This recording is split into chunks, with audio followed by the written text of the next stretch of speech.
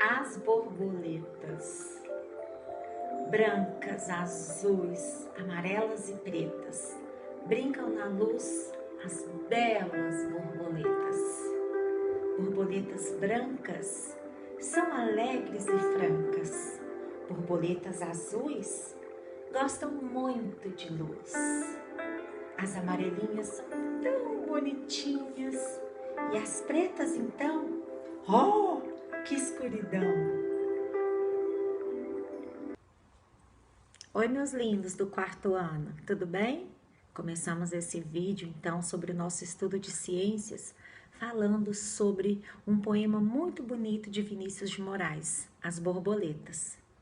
Esses seres, as borboletas, passam por transformações em seu corpo desde que nascem até chegar na fase adulta. Essas transformações, essas mudanças, recebem o nome de metamorfose.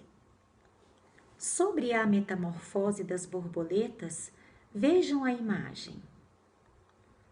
As borboletas fêmeas adultas depositam seus ovos nas folhas das plantas.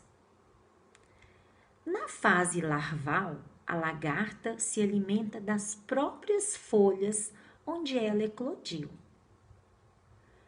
Após algumas semanas da fase larval, a lagarta tece um casulo e permanece imóvel dentro dele. Essa é a fase de pupa.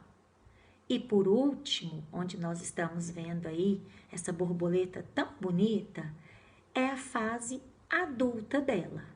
Então, recapitulando, a fase 1 é quando os ovos são depositados na folha. Fase 2 é a fase que ela é uma larva, né? É uma lagarta. A fase 3 é quando ela permanece imóvel, é a fase da pupa. E a última fase, a fase 4, é a fase da borboleta adulta.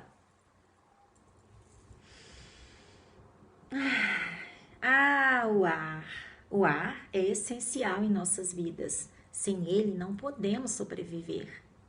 E os animais têm várias maneiras de respiração. Eles podem respirar através dos pulmões, como os mamíferos, através da pele, como a minhoca, através das traqueias, como os insetos, ou através das brânquias, como os peixes e diversos outros animais aquáticos. Os animais também precisam de alimentos para a sua sobrevivência. Cada animal tem seu tipo de alimentação. Há os animais onívoros, os animais herbívoros e os animais carnívoros. Os animais onívoros são aqueles que comem vegetais e carne, como por exemplo a galinha. Ela come pequenos insetos e também vegetais.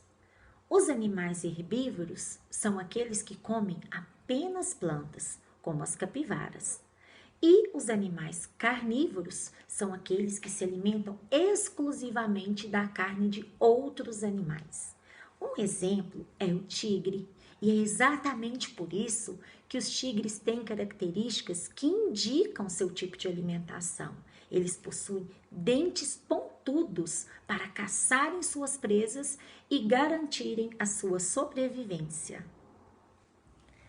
Nós falamos um pouquinho sobre o tipo de alimentação dos animais. E agora vamos falar um pouquinho também sobre a cadeia alimentar. O que é a cadeia alimentar? É a transferência de energia de um ser vivo para outro por meio do alimento. Em uma cadeia alimentar, há os produtores. Quem são os produtores? As plantas. As plantas são os únicos seres vivos capazes de produzir seu próprio alimento por meio da fotossíntese. Tem também os consumidores, que são aqueles seres vivos que se alimentam de outros seres vivos.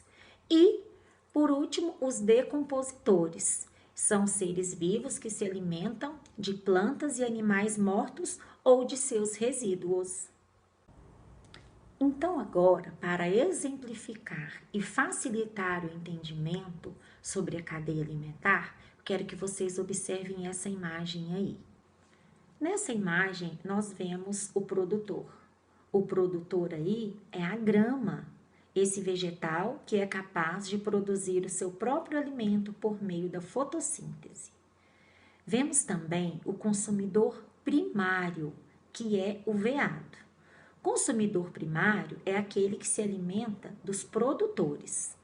Então, o produtor aí é a grama, o veado que se alimenta da grama. Vemos também o consumidor secundário. O consumidor secundário aí é a onça. Por que ela é um consumidor secundário? Porque ela se alimenta dos consumidores primários. Então, a onça aí pode se alimentar do veado. E vemos também os seres decompositores, que são os fungos e os micro-organismos. Eu vou ficando por aqui, espero ter-vos ajudado com esse conteúdo de ciências. Façam uma boa prova e até o próximo vídeo.